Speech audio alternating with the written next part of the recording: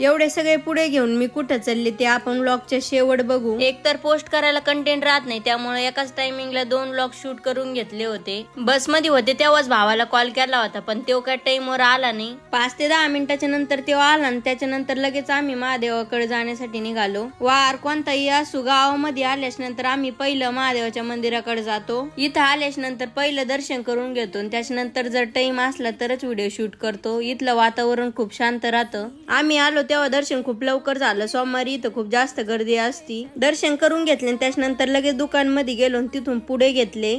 या व्लॉगच्या नंतरचा जो व्हिडिओ आहे तो मी युट्यूबला आधीच अपलोड केलेला आहे। ज्यांनी कोणी नाही बघितलं त्यांनी युट्यूबला जाऊन नक्की बघा। हे पुढे सगळ्यांनाच खायचे होते म्हणून ज्याच्या त्याच्या आवडीचे पुढे घेतले आणि त्याच्यानंतर लगेच घरी आलो। व्हिडिओसाठी सगळे पुढे जपून ठेवले होते, नाहीतर यांनी सगळ्यांनी आधीच खाऊन घेतले असते। एवढं सगळं आणलं होतं पण ते खाता नव्हतं येणार कारण उपवास होता। सगळा व्हिडिओ युट्यूबला आहे, नक्की बघा।